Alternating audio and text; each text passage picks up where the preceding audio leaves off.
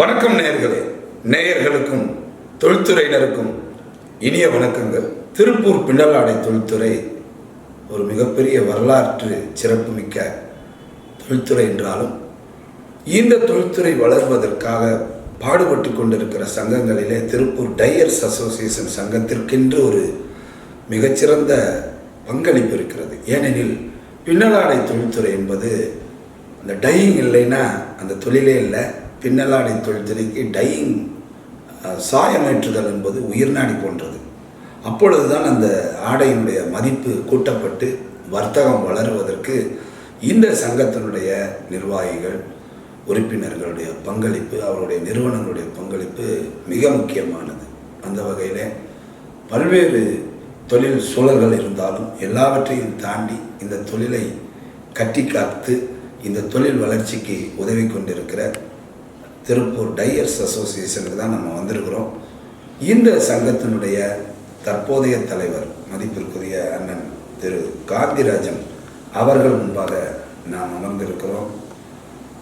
ஒரு மிகச்சிறந்த தலைவர் தன்னை காட்டிலும் இந்த சமூகத்திற்காக, தான் சார்ந்த தொழிலுக்காக, அந்த அமைப்பிற்காக தன்னை முழுமையாக அர்ப்பணித்து செயல்படுகிறவர் என்கின்ற வகையிலே திரு காந்திராஜன் அண்ணன் ஒரு 45 ஆண்டு காலம் இந்த தொழில்துறையிலே ஆழ்ந்த அனுபவம் மிக்கவர். தொழில்துறையினுடைய பல்வேறு இக்கட்டான சூழ்நிலைகளை எல்லாம் ஞானமாக கடந்து இன்றைக்கு இந்த அமைப்பினுடைய தலைவராக திகழ்ந்து கொண்டிருக்கிறார். டையர்ஸ் அசோசியேஷனை பற்றி இந்த நேரத்தில் சொல்லணும்னா, அவங்களுக்கு தொழில்துறையில் என்ன விதமான பாதிப்புகள் இருந்தாலும் சேவை செய்வதிலே, பல்வேறு சேவைகளிலே தங்களை முழுமையாக ஆழமாக அர்ப்பணித்து கொண்டு ஈடுபடுத்தி கொண்டு மனப்பூர்வமாக அந்த சேவை பணிகளிலே தங்களை இணைத்துக் கொள்கிறோம்.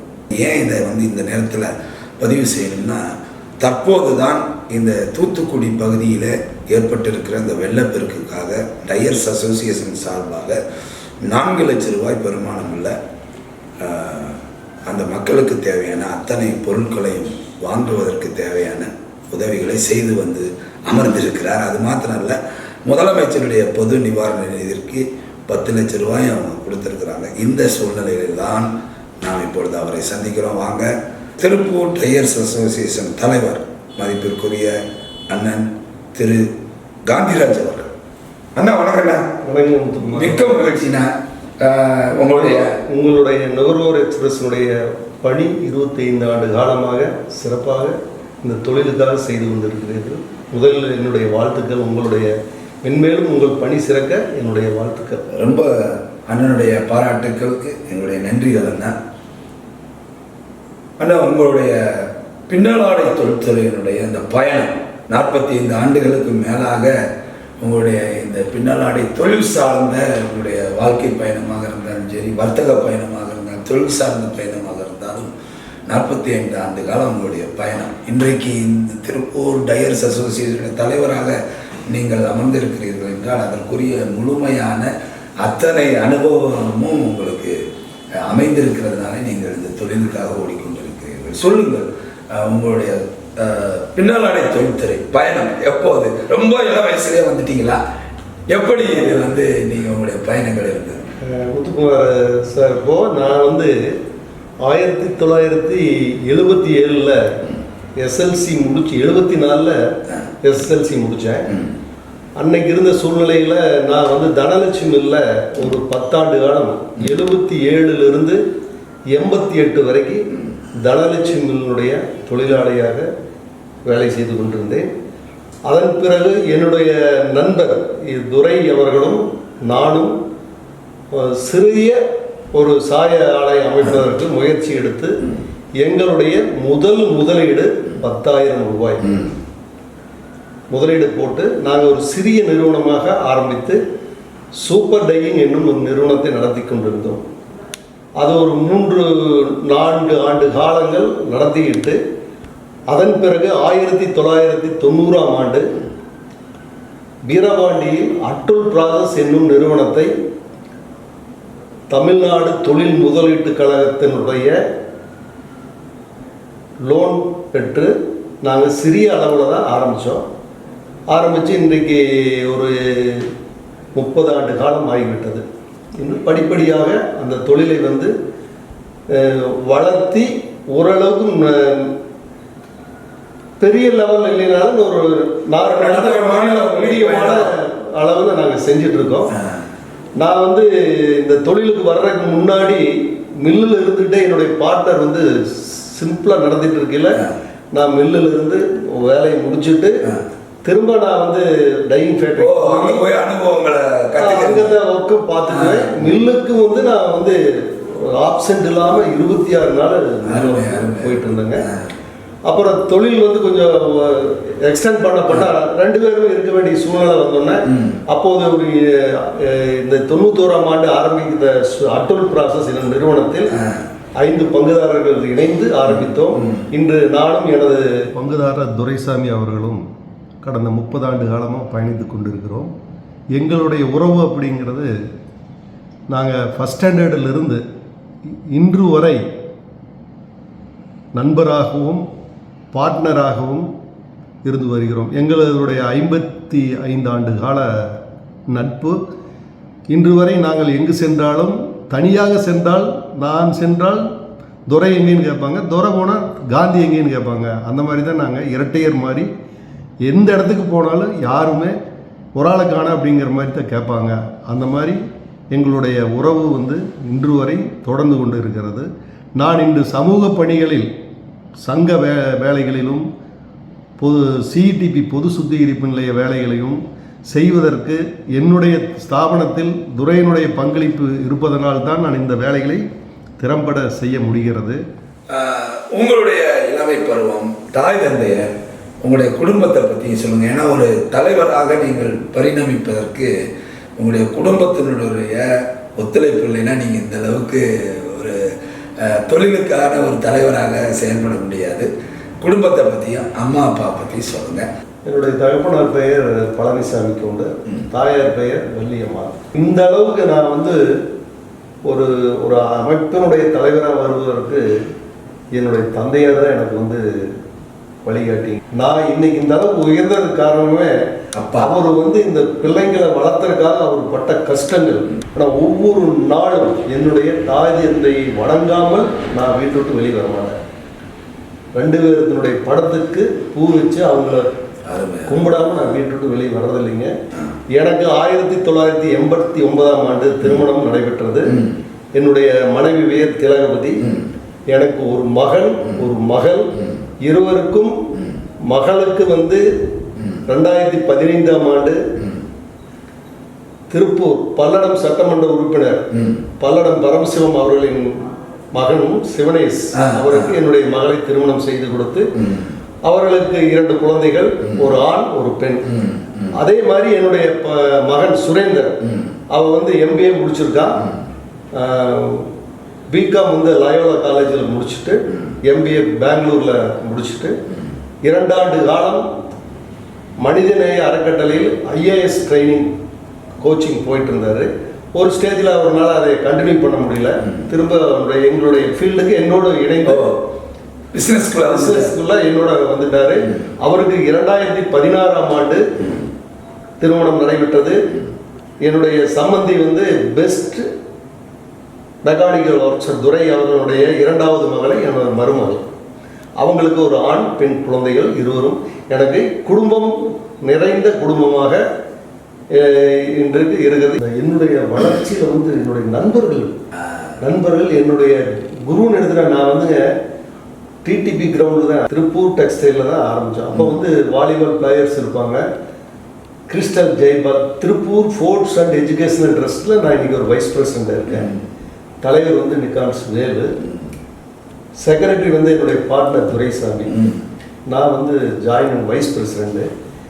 அந்த டிசெட் அமைப்பினுடைய ஃபவுண்டர் வந்து சோலோ ஜெய்பால் சார் அவர்கள். எங்களை வந்து கல்யாணத்துக்கு முன்னாடி தொட்டு நான் அவங்க கூட பயணிச்சுட்டு இருக்கிறேன். என்னுடைய கல்யாணத்துக்கு முன்னாடி தொட்டு தனிப்பட்ட முறையில் என்னுடைய ஃபேக்ட்ரிக்கெலாம் வந்திருக்காருங்க. ரொம்ப அற்புதமான மனிதர். அவருக்கு அடுத்தபடியாக செல்வம், ஆரிய செல்வம், அவர் பீரியடில் தான் டோர்னமெண்ட் எல்லாம் வந்து பக்காவாக 5 பைஸ் ப்ரோக்ராமில் நடத்தினோம். இன்றைக்கி நான் என்னுடைய வயது 65.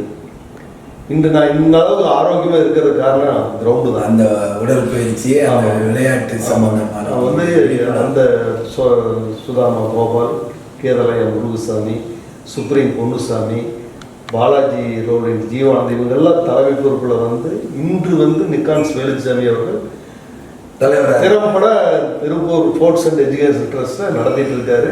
நாங்கள் எல்லாம் உறுதுணையாக இருக்கிறோம். எங்களுக்கு எப்பவுமே டிசெட் கிரவுண்டில் நிக்கான்ஸ் வேலு, காந்தி, துரை அப்படின்னா 3 பேர் ஒன்று அப்படிங்கிறது.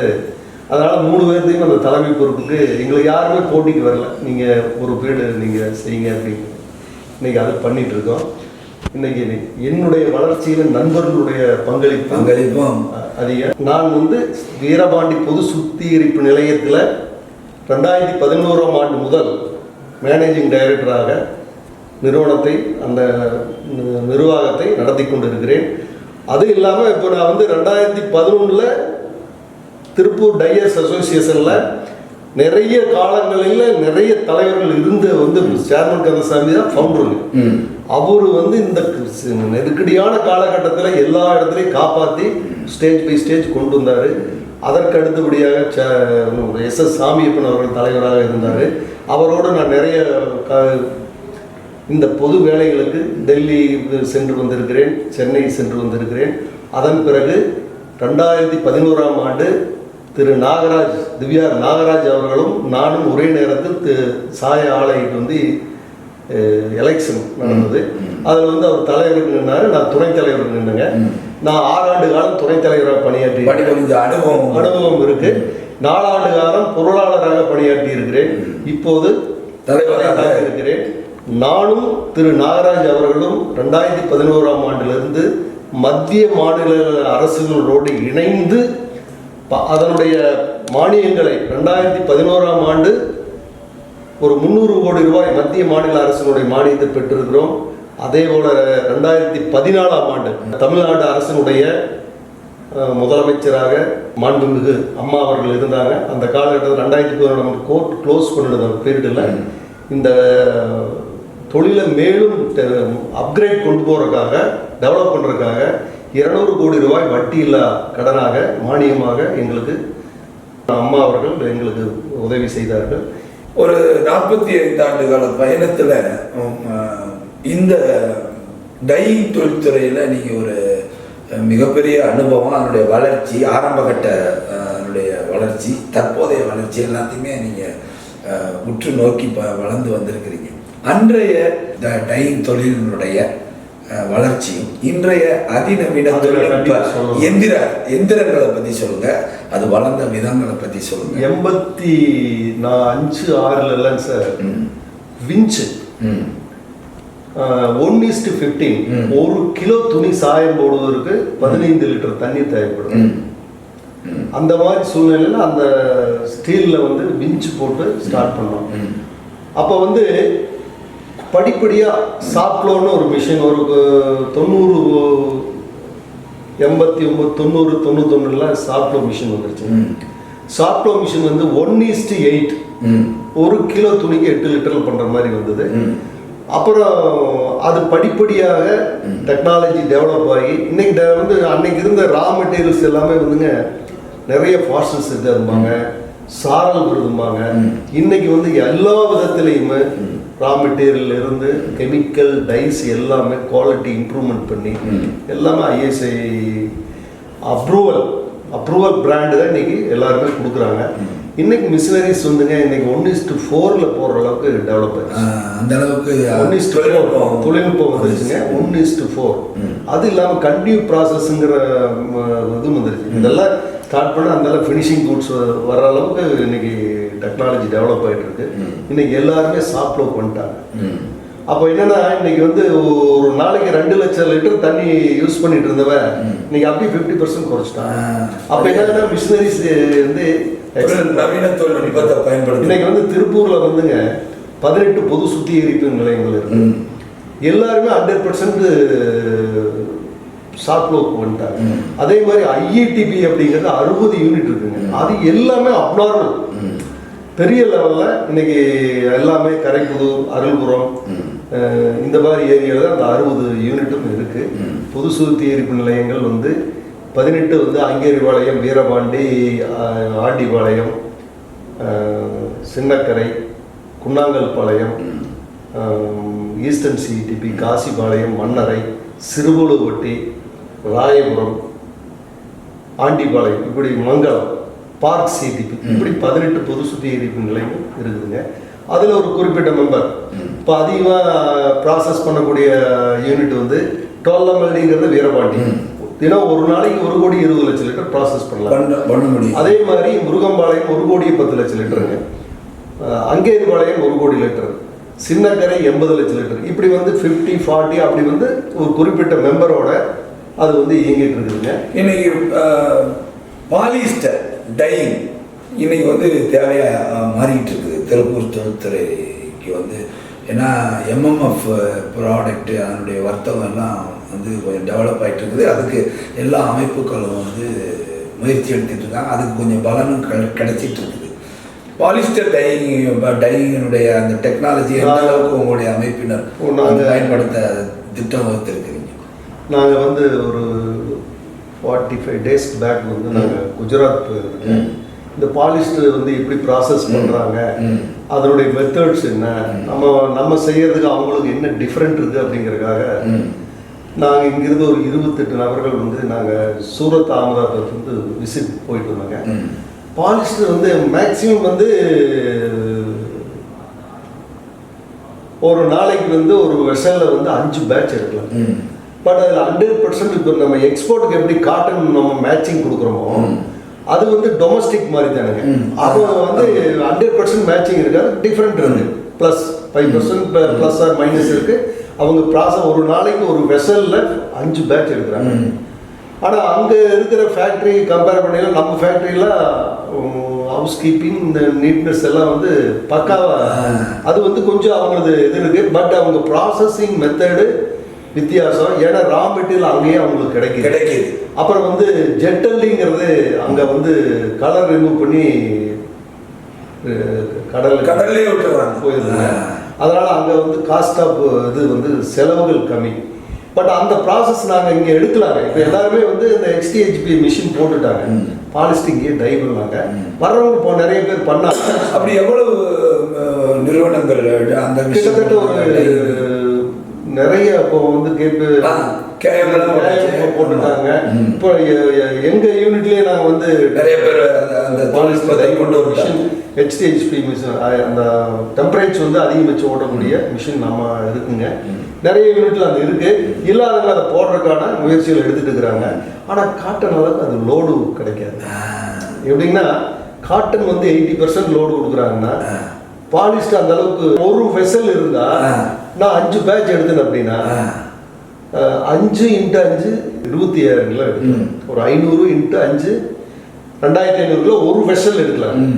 அந்த மாதிரி வந்து 2 மிஷின் 3 மிஷின்லாம் கூட இன்னைக்கு அந்த அளவுக்கு லோடு கிடைக்காது. இப்போ காட்டன் ஃபேஸ் பண்ணி தான் மேக்ஸிமம் போயிட்டு பாலிஸ்டர் வந்தாலும் ஓட்டுறதுக்கு தகுதியை வந்து எல்லாரும் ஒவ்வொருத்தரும் உருவாக்கிட்டு இருக்கிறாங்க. எல்லாருக்கும் எக்ஸ்போர்ட்டர்ஸுடைய எதிர்பார்ப்புக்கு தகுந்த மாதிரி நாங்கள் மாறிட்டு இருக்கோம். ஏன்னா இந்த தொழிலை நாங்கள் காப்பாற்ற வேண்டிய நெருக்கடியான கட்டத்தில் இருக்கிறோம். அப்போ வந்து இன்வெஸ்ட்மெண்ட்டு இப்போ நாங்கள் போக வேண்டி இருக்குது. அதனால் இதுக்கு எல்லாமே வந்து அரசுனுடைய உதவி கண்டிப்பாக எங்களுக்கு தேவை. அரசனுடைய உதவியும் வேணும், எக்ஸ்போர்ட்டுடைய சப்போர்ட்டும் வேணுங்க. ரெண்டும் இருந்தால் மட்டும்தான் நாங்கள் இந்த தொழிலை வந்து அவங்க எதிர்பார்க்குறோம். இன்னைக்கு குவாலிட்டி வந்து நிறைய குவாலிட்டியில் பயங்கரமான இம்ப்ரூவ்மெண்ட் ஆகிடுதுங்க. ஸ்காட் சர்டிஃபிகேட்டு, ஓகே டெக்ஸ் சர்டிஃபிகேட்டு, இந்த சர்டிஃபிகேட் எல்லாம் இருந்தால் மட்டும்தான் எக்ஸ்போர்ட்டர்ஸ் துணி கொடுக்குறாங்க ப்ராசஸ்க்கு. இப்போ நாங்கள் அதுக்கு வந்து ஒரு குறிப்பிட்ட செலவு வருஷம் ஒரு 5 லட்ச ரூபாயிலிருந்து 10 லட்ச ரூபாய் செலவு பண்ணுறாங்க. அப்புறம் ஹவுஸ் கீப்பிங், இன்னைக்கு வந்து யூனிட்டுக்கு ஒரு பையர் வந்தாங்க கூட்டிகிட்டு வர்றாங்களோ, ஒரு இன்சார்ஜ் வந்தாங்கனால நாங்கள் வந்து அதையும் மெயின்டைன் பண்ண வேண்டியது. அப்போ இன்னைக்கு எல்லாருமே வந்துங்க ஓரளவுக்கு தன்னுடைய யூனிட்டை டெவலப் பண்ணிட்டு இருக்காங்க. தொழில் வளர்ந்து கொண்டு வரும் பொழுது டைன்றதுக்கு வந்து உங்களுக்கு வந்து நிறைய தண்ணீர் தேவைகள், இல்லைன்னா நைஸ் குவாலிட்டியான ஒரு இது கொண்டு வர முடியாது. திருப்பூர்னாவே வந்து தண்ணீர் பஞ்சம் உள்ள காலங்களை எப்படி கடந்து வந்தீர்கள், அந்த தண்ணீர் தேவைக்கான திட்டங்களை செயல்படுத்தி அதை நடைமுறைப்படுத்தும் போது உங்களுடைய அனுபவம் என்ன? 3வது குடிநீர் திட்டம் வருவதற்கு முழு முயற்சி எடுத்தது சத்யவேல் ஐயா அவர்கள். அதில் எங்கள் பங்களிப்பு இருந்தது. ஆனால் அதை வந்து முழுமையாக இதை கொண்டு வந்தே ஆகணும். திருப்பூர் இந்த 3வது குடிநீர் திட்டம் கொண்டு வந்தால் மட்டும்தான் திருப்பூரில் சாய ஆலைகளை காப்பாற்ற முடியும். அப்படிங்கிறத காப்பாற்ற முடியும். இந்த சங்கத்தோடு இணைந்து அதை முழு மூச்சுடன் அதுக்கு வந்து அவர் வந்து எங்களுக்காக ரொம்ப சிரமப்பட்டு அந்த ஸ்கீமை கொண்டு வந்தார். இன்னைக்கு அதை வந்து அந்த ஸ்கீம் வராமல் இருந்திருந்தா திருப்பூர்ல அந்த சாய ஆலையை இல்லாமல் தொழில்நிலை இருந்தது. அந்த காலகட்டத்தில் லாரி வந்துங்க சூலூர் போகும். சூலூர் தாராபுரத்து வரைக்கும் போய் லாரி தண்ணி எடுத்துட்டு வந்துருப்பாங்க. ஒரு காலகட்டத்தில் அப்பப்போ வந்து வண்டி வந்து தாசில்தார் இவங்க அதிகாரிகள் வந்து பிரேக் பண்ணி பிடிச்சி அரெஸ்ட் பண்ணிடுவாங்க. அதை வந்து அப்போதைக்கு அப்போ கூப்பிட்டு நிறைய பிரச்சனைகள். அப்போ அந்த தொழிலே செஞ்ச முடியாது அப்படிங்கிற இருந்த சூழ்நிலையில் இந்த ஸ்கீம் வந்து காப்பாற்றி இன்னைக்கு திருப்பூரை இக்கட்டான ஒரு நிலையிலிருந்து விடுவிச்சு அதை வந்து ஒவ்வொரு காலகட்டத்திலையுமே யார் உதவி செஞ்சாங்க அப்படிங்கிறத நாங்கள் மறக்கவே முடியாது. 3வது குடிநீருக்கு வந்து இவர் முன்னுக்கு நின்று எல்லாம் பண்ணாரு. அதன் பிறகு நாங்கள் 0 லிக்விட் டிஸ்சார்ஜ் என்ற தொழில்நுட்பத்தை எல்லா பொது சுத்திகரிப்பு நிலையங்களும் திறம்பட செய்து இன்று தினம் ஒரு நாள் 12 கோடி லிட்டர் தண்ணீர் மறுசுழற்சி செய்து கொண்டிருக்கிறோம். அதுக்கப்புறம் அந்த ஸ்கீம் துரிதமாக செயல்பட்டு கொண்டு வந்தாங்க. 4வது குடிநீர் திட்டத்துக்கு கூட சத்யவேலையா தலைமையில் இதே அவருடைய விநாயகா ஹோட்டலில் நான் வந்து அப்போ வைஸ் பிரசிடென்ட்டுங்க. அப்போ வந்து Vijayakumar MLA, Gunasekar MLA, Palladam Karaipur Nataraj MLA இவங்களையெல்லாம் வச்சு இந்த இடத்துக்கு பணம் ரெடி பண்ணி ஆகணும்னு சொல்லி என்னை எல்லா சீட்டுக்கும் நாம் கூப்பிட்டு சொல்லி எங்கள் பங்களிப்பு வந்து ஒரு 70 லட்சத்துலேருந்து 80 லட்சம் ரூபா நாங்கள் வந்து அந்த 4வது குடிநீர் திட்டத்தை கொண்டு வர்றதுக்கு நாங்கள் கொடுத்துருக்குறோம். ஆனால் நிச்சயம் எங்கள் பங்களிப்பு நாங்கள் வந்து எந்தெந்த காலகட்டத்தில் எந்தெந்த இதுகளுக்கு செய்யணுமோ கண்டிப்பாக எங்களுடைய சாய ஆலை சங்கத்து சார்பில் நாங்கள் செஞ்சிட்ருக்கோம். இன்றைக்கி வந்து தொழில் வந்து ஒரு மந்தமான 4 ஆண்டு காலமாக தொழில் ரொம்ப மந்தமான சூழ்நிலையில் போயிட்டு இருந்தாலும் ஓரளவு நிறைய மெம்பர்ஸ் வந்துங்க இன்றைக்கி அந்த தொழிலை நடத்துகிறதா விட்டுறதா அப்படிங்கிற கண்டிஷனில் இன்றைக்கி தொழில் போயிட்டுருக்கு. இருந்தாலும் நம்பிக்கை நாளைக்கு நல்ல காலம் பிறகு அப்படின்னு நினைக்கிறீங்களா, அந்த மாதிரி அந்த ஒரு இதுலேயே கொண்டுட்டு போயிட்டுருக்காங்க. ஒரு காலகட்டத்திலேங்க ஒவ்வொரு தலைவரும் இப்போ இந்த இடத்துல வந்து இந்த இடத்த அன்னைக்கு வாங்கி வச்சது சேர்மன் கந்தசாமி வாங்கி வச்சார். அப்புறம் அழகா ஒரு அப்புறம் அதுக்கப்புறம் வந்து வந்தாங்க. அவங்கவுங்க காலகட்டத்தில் அந்தந்த சங்கத்துக்கு உண்டான இடர்பாடுகளை காப்பாற்றி சங்கத்தை இன்று வரை அவங்கள நினைவு கூறாமல் நாம் இந்த சங்கம் கிடையாதுங்க. எல்லாருமே அந்தந்த காலகட்டத்தில் இந்த தொழிலை காப்பாற்றுறதுக்கான கடும் முயற்சி எடுத்திருக்காங்க. அதையெல்லாம் நான் வந்து எல்லாத்தோடய பயணிச்சுட்டு வந்திருக்கிறேன். சேர்மன் கந்தசாமி ஐயாவோடய போயிருக்கிறேன், கரூர் வரைக்கெல்லாம் போயிட்டு வந்துருக்குறேங்க. ஏன்னா நீங்கள் சொன்னீங்களே நான் 45 அனுபவம்னு, நான் அந்த ஃபீல்டுக்கு வந்தப்போவே இந்த வேலைகளில் நான் கொஞ்சம் ஒரு ஈடுபாடு ஜாஸ்தி. நான் இன்னைக்கு இந்த இடத்துல வந்து உட்கார்றதுக்கு இவங்கெல்லாம் இந்த வேலை செஞ்சுருக்காங்க, இவங்க செய்வாங்க அப்படிங்கிற ஒரு நம்பிக்கையின் பேரில் என்னை கொண்டு வந்து இங்கே உட்கார வச்சுருக்காங்க. எல்லாருமே அந்த நம்பிக்கை இருந்ததுனால தான் இன்னைக்கு என்னுடைய பொருளாளராக இருந்த காலகட்டத்தில் இந்த கட்டடத்தை கட்டுறது எனக்கு ஆத்மாத்மான திருப்தி. ஏன்னா இது வந்து ரொம்ப காலமாக ஏதோ ஒரு காரணத்தினால தள்ளி தள்ளி போயிட்டு இருந்ததுங்க. அப்போது எனக்கு உறுதுணையாக இருந்து எங்கள் நிர்வாகிகள், தலைவர் நாகராஜ், செக்ரட்டரி முருகசாமி அண்ணன், மற்ற ஜாயிண்ட் செக்ரட்டரிஸ், வைஸ் பிரசிடென்ட் எல்லாரும் எனக்கு உறுதுணையாக இருந்தாங்க. அதனால் நான் அந்த காலகட்டத்தில் எல்லாத்தையும் அணுகி அவங்களுடைய சக்திக்கு அப்பாற்பட்டு பணம் கொடுத்தாங்க இந்த கட்டடத்தை உருவாக்குறதுக்கு. அவங்கள வந்து இந்த நேரத்தில் நான் வந்து அதை ஃபஸ்ட்டு வந்து பூமாண்டை சுப்பிரமணிய அவர்கள் உடல்நிலை சரியில்லாத நேரத்தில் கூட நான் கூப்பிட்டு பேசினப்போ உன்னுடைய அக்கௌண்ட் நம்பர் அனுப்பிச்சுடப்பான்னு சொல்லி சொன்னாருங்க. அவர் கொடுக்க வேண்டியது வந்து அந்த ரேஷியோவில் வந்து 1 lakh தான் கொடுக்கணுங்க. எனக்கு 5 லட்சம் ரூபா ஃபஸ்ட்டு அனுப்பிச்சுட்டாரு. அந்த மாதிரி பீடெக்ஸ் லோவண்ண, கிரீட்டிங்ஸுங்க, அழகேந்திரா, இப்படி நிறைய மெம்பர்கள் அவங்களுடைய பங்களிப்பு அதிகமாக கொடுத்து இந்த கட்டடத்தை உருவாக்குறதுக்கு எல்லாரும் ஒரு ஊன்றுகோலாக இருந்தாங்க. எங்கள் மெம்பர்ஸ் மட்டும் தானுங்க எல்லா சிஇடிபிலையுமே இந்த கட்டடத்தை கட்டுறதுக்கு ரொம்ப உறுதுணையாக இருந்தாங்க. பண்ணி இன்னைக்கு வந்து எங்களுக்கு இருக்கக்கூடிய இடர்பாடுகளே வந்து இந்த தொழிலை காப்பாற்றுறதுக்கு எங்களுக்கு மின்சாரம் ஒரு பெரிய ஒரு இதாக இருக்குது. அதுக்கு வந்து நாங்கள் மத்திய மாநில அரசு 2 பேர்த்துக்கிட்டே வந்து இந்த சோலார் போடுறதுக்கு எங்களுக்கு ஏதாவது ஒரு மானியம் கொடுக்க சொல்லி அப்ரோச் பண்ணிகிட்டு இருக்கிறோம். தமிழ்நாட்டில் வந்து என்வாரன்மெண்டல் டிபார்ட்மெண்ட்டில் சேர்மன் வந்திருந்தாங்க, ஒரு 1 month பேக் திருப்பூர் வந்திருந்தாங்க. அவங்க வந்து நாங்கள் பண்ணி கொடுக்குறோம், நீங்கள் இமீடியட்டாக ப்ரொபோசல் கொடுங்க, உங்களுக்கு என்ன ரெக்குயர்மெண்ட்ஸ் இருக்குதுன்னு கேட்டிருக்காங்க. அதுக்கு உண்டான வேலைகள் ஆயத்த பணிகள் செஞ்சிட்ருக்கோம். இப்போ இந்த நெருக்கடியான காலகட்டத்தில் மின்சார கட்டணம் உயர்வு அப்படிங்கிறது எங்களுக்கு ஒரு பெரிய அதிர்ச்சி கொடுத்துருக்கு. அதை வந்து ஏதோ ஓரளவுக்கு கேட்கக்கூடிய நியாயமான கோரிக்கைகளை தமிழ்நாடு அரசு பரிசீலனை பண்ணி என்ன முடியுமோ அவங்க பண்ணி கொடுத்தாங்கன்னா எங்களுக்கு கொஞ்சம் ஹெல்ப்பாக இருக்குது. இந்த தொழில் வந்து இருந்தால் மட்டும்தான் திருப்பூர் எக்ஸ்போர்ட் இன்னைக்கு 1 லட்சம் கோடி நம்ம அச்சீவ் பண்ணி போயிட்டு இருக்குன்னு இந்த தலைவர்கள் சொல்லிட்டு இருக்காங்க. இந்த தொழில் வந்து ஜெட்டல்லி அப்படிங்கிறது உலகத்திலேயே முதல் 0 லிக்விட் டிஸ்சார்ஜ் அப்படிங்கிறது திருப்பூர் மட்டும்தான் பண்ணிக்கிறோம். அதை தைரியமாக மாதட்டி சொல்கிறதுக்கு எங்களால் முடியும். நாங்கள் ஒரு ட்ராப் தண்ணி நொய்யலை விடுறது கிடையாது. இன்னைக்கு எந்த இடத்துல போனாலும் தைரியமாக பேசலாம். யாராவது எங்களை வந்து தவறு பண்ணேன்னு பேசுனா எங்களுக்கு கொஞ்சம் மனசு கஷ்டமாக இருக்குது. இவ்வளோ கஷ்டப்பட்டு செய்கிறோமே, 1 லிட்டருக்கு 25 பைசாலேருந்து 40 பைசா ஆகுதுங்க. அதில் மேஜர் காஸ்ட்டே வந்து 40% மின்சார கட்டணம் தான். அதை குறைக்கிறதுக்கு முயற்சி எடுக்கிறான். அது வந்து அந்த ரேட் டிஃப்ரெண்ட் வந்து வெளியே கொண்டு போய் போடையில் கிலோவுக்கு 10 ரூபா 5 ரூபா கம்மியாக இருக்குதுங்கிறக்காக தான் வெளியே போகிறாங்க. நாங்கள் எங்களுக்கு இந்த மின்சாரத்தில் வந்து சோலார் போடுறதுக்கு கவர்மெண்ட் உதவி செஞ்சாங்க அப்படின்னா அந்த கட்டணத்தை நாங்களே குறைச்சி செஞ்சுருவோம்.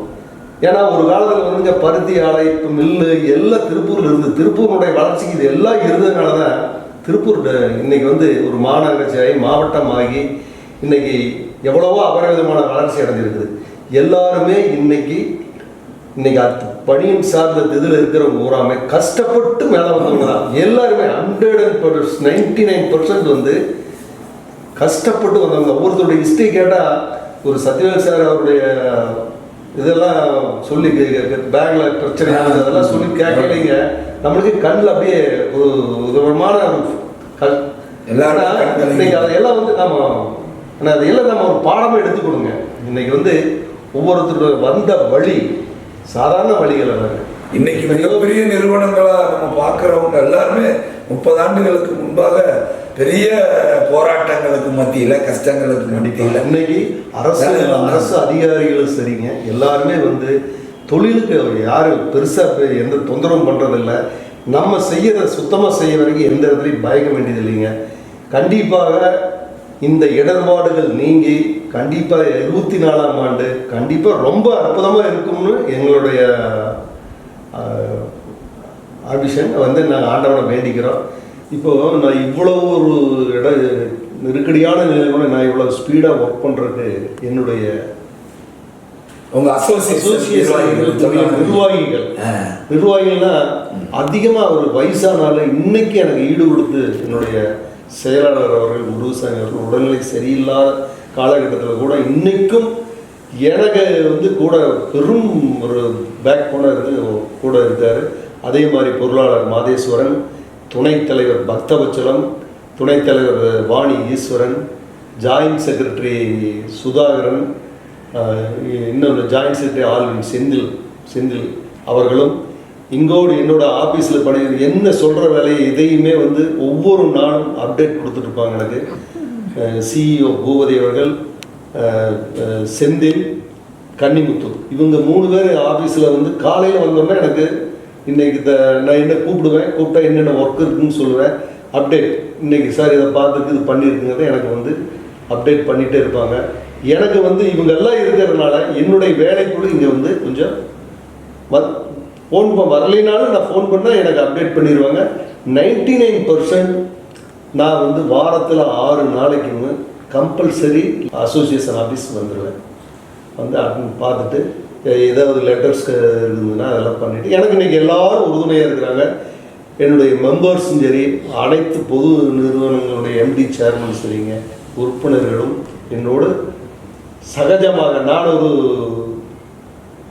அமைப்பினுடைய தலைவருங்கிறத நானும் குடும்ப தலைவர் போயிட்டு இருக்கா, சிறப்பாக போயிட்டு இருக்க. இந்த பேட்டியின் வாயிலாக நீங்கள் தொழில்துறையினருக்கு சொல்லக்கூடிய செய்தி என்ன? எதிர்காலம் எப்படி இருக்கு? எதிர்காலம் பின்னால் தொழில்துறையினுடைய எதிர்காலம் நிச்சயமாக எக்ஸ்போர்ட்டர்ஸ் எதிர்பார்க்குற மாதிரி 1,00,000 கோடி கண்டிப்பாக செய்வதற்கு எங்களுடைய சாய ஆணைகள் உறுதுணையாக கண்டிப்பாக இருக்கும். அவங்களுடைய உதவி எங்களுக்கு வேணும். கண்டிப்பாக நாங்கள் வந்து அதை அவங்களுடைய எதிர்பார்ப்பை செஞ்சு கொடுக்குறோம். இன்றைக்கி எல்லா டெக்னீஷியன் இன்றைக்கி வந்துங்க, ஒரு காலத்தில் ஜெட்டல்டி 2011ஆம் ஆண்டு கோர்ட்டு க்ளோஸ் பண்ணி ஓப்பன் பண்ணுற அப்போ நாம் அந்த ஃபீல்டில் ஜெயிப்போமா மழை பெரிய பயம் இருந்ததுங்க. இன்றைக்கி ஒரு சிஇடிபி நிர்வாகம் பண்ணுறதுக்கு ஒரு 4 டைரக்டர் போதுங்கிற லெவலில் இன்றைக்கி எல்லாம் டெவலப் ஆகிட்டாங்க. சூப்பர். எதை பண்ணுனா செலவுகள் குறையும் அப்படிங்கிறத அனலைஸ் பண்ணி ஒவ்வொரு சிஇடிபியில் இருக்கக்கூடிய டெக்னிக்கல் பர்சன் நிறைய இருக்காங்க. ஒவ்வொரு சிஇடிபிலையுமே ஓரளவுக்கு பிடெக் படித்தவங்க, இந்த தொழில் சார்ந்த இப்போ நிறைய பேர் இருக்கிறதுனால அவங்களுடைய ஒத்துழைப்போடு இன்னைக்கு எல்லா சிஇடிபியுமே திறம்பட நடத்திட்டு இருக்காங்க. என்ன தொழில் மந்தமாக இருக்கிறதுனால ஒரு சிலர்னால கொஞ்சம் பேலன்ஸ் பண்ண முடியாது திணறிட்டு இருக்கிறாங்க. 24ஆம் ஆண்டு கண்டிப்பாக இது வந்து கொஞ்சம் மாறி எல்லாரும் வந்து நல்லா இருப்பாங்க அப்படிங்கிறத எங்களுடைய நடிப்புங்க. ஏன்னா இந்த தொழில் இல்லை அப்படின்னா திருப்பூர் நினச்சி பார்க்கவே முடியாது. பனியன் அப்படிங்கிறது தான் எல்லா ஊர்லேயும் பல தொழில் இருக்குதுங்க. ஒன்றுலாம் ஒன்று பேலன்ஸ் பண்ணி போகுது. திருப்பூரில் எல்லாமே பனியன் சார்ந்து தான் இருக்குது. ஒரு knitting art, compacting art, embroidering ஆர்ட்டுங்க, டையிங், சென்ட்ரு, ஃபினிஷிங் எல்லாமே என்ன எது வச்சுருக்கீங்கன்னா அந்த பனியன் சார்ந்து தான் ஒருத்தர் வச்சுருக்காங்க. அப்போ இது நல்லா இருக்கும் பட்சத்தில் திருப்பூரினுடைய வளர்ச்சி கண்டிப்பாக இது சிறப்பாக இருக்கும் என்பது என்னுடைய மிக்க மகிழ்ச்சி. உங்களுடைய எதிர்பார்ப்புகளும் கனவுகளும் நிச்சயமாக நிறைவேறும். தொழில் மிகவும் சிறப்பாக இருக்கும். 2024 நாம் அனைவருக்கும் ஒரு இனிய ஆண்டாக அமையும். நாங்களும் வாழ்த்துகிறோம். நேரம் ஒதுக்கியமைக்கு நன்றி. நன்றி சார். வணக்கம். நன்றி. வணக்கம். வணக்கம் நேயர்களே.